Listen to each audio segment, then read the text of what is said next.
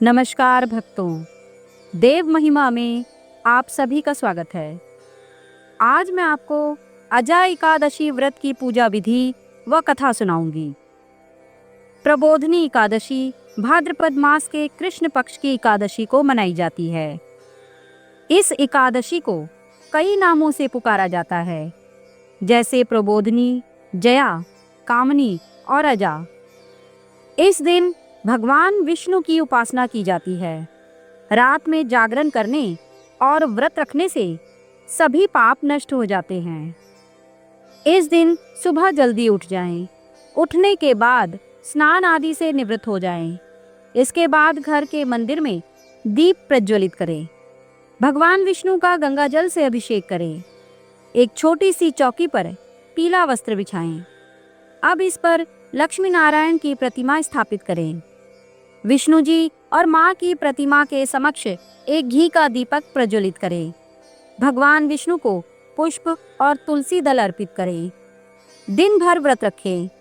भगवान विष्णु की पूजा करें और श्रद्धा के अनुसार दान भी दें। भगवान की आरती करें। आरती के बाद भगवान को भोग लगाएं। इस बात का विशेष ध्यान रखें कि भगवान को सिर्फ सात्विक चीजों का भोग लगाया जाता है। भगवान विष्णु के भोग में तुलसी अवश्य शामिल करें। ऐसा माना जाता है कि बिना तुलसी के भगवान भोग ग्रहण नहीं करते। विष्णु को पूजा के दौरान पंचामृत में तुलसी का पत्ता डालकर अर्पित करें। विष्णु सहस्त्र नाम का पाठ करें। विष्णु जी के मंत्रों का जाप करें। दिन भर व्रत रखें और विष्णु जी का ध्यान करें।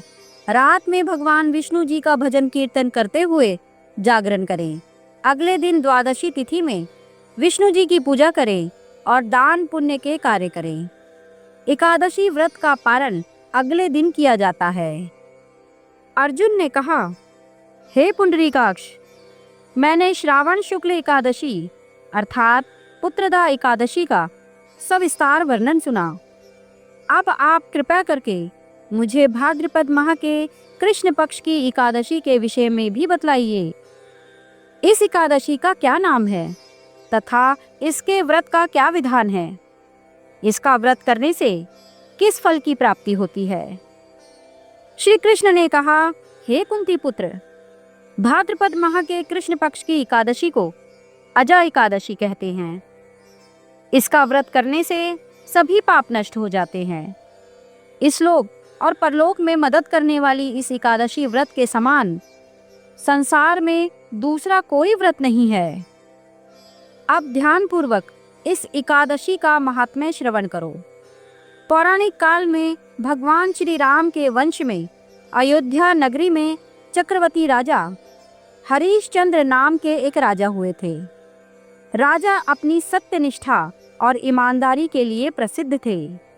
एक बार देवताओं ने उनकी परीक्षा लेने की योजना बनाई। राजा ने स्वप्न में देखा कि ऋषि विश्वामित्र को उन्होंने अपना राजपाट दान कर दिया है। सुबह विश्वामित्र वास्तव में उनके द्वार पर आकर कहने लगे, तुमने स्वप्न में मुझे अपना राज्य दान कर दिया। राजा ने सत्यनिष्ठ व्रत का पालन करते हुए संपूर्ण राज्य विश्वामित्र को सौंप दिया। दान के लिए दक्षिणा चुकाने हेतु राजा हरिश्चंद्र को पूर्व जन्म के कर्म फल के कारण पत्नी, बेटा एवं स्वयं को बेचना पड़ा। हरिश्चंद्र को एक डोम ने खरीद लिया, जो शमशान भूमि में लोगों के दाह संस्कार का कार्य करवाता था। स्वयं वह एक चंडाल का दास बन गया। उसने उस चांडाल के यहाँ कफन लेने का काम किया, किंतु उसने इस आपत्ति के काम में भी सत्य का साथ नहीं छोड़ा। जब इसी प्रकार उसे कई वर्ष बीत गए तो उसे अपने इस नीच कर्म पर बड़ा दुख हुआ और वह इससे मुक्त होने का उपाय खोजने लगा। वह सदैव इसी चिंता में रहने लगा, मैं क्या करूं? किस प्रकार इस नीच कर्म से मुक्ति पाऊं? एक बार की बात है, वह इसी चिंता में बैठा था कि गौतम ऋषि उसके पास पहुंचे। हरिश्चंद्र ने उन्हें प्रणाम किया और अपनी दुख भरी कथा सुनाने लगा। राजा हरिश्चंद्र की दुख भरी कहानी सुनकर महर्षि गौतम भी अत्यंत दुखी हुए और उन्होंने राजा से कहा, हे राजन, भादो माह के कृष्ण पक्ष की एकादशी का नाम अजा है। तुम उस एकादशी का विधान पूर्वक व्रत करो तथा रात्रि को जागरण करो। इससे तुम्हारे सभी पाप नष्ट हो जाएंगे। महर्षि गौतम इतना कहकर आलोप हो गए। अजा नाम की एकादशी आने पर राजा हरिश्चंद्र ने महर्षि के कहे अनुसार विधान पूर्वक उपवास तथा रात्रि जागरण किया। इस व्रत के प्रभाव से राजा के सभी पाप नष्ट हो गए। उस समय स्वर्ग में नगाड़े बजने लगे तथा पुष्पों की वर्षा होने लगी। उन्होंने अपने सामने ब्रह्मा, विष्णु, महेश तथा देवेंद्र आदि देवताओं को खड़ा पाया। उन्होंने अपने मृतक पुत्र को जीवित तथा अपनी पत्नी को राशि वस्त्र तथा आभूषणों से परिपूर्ण देखा। व्रत के प्रभाव से राजा को पुनः अपने राज्य की प्राप्ति हुई।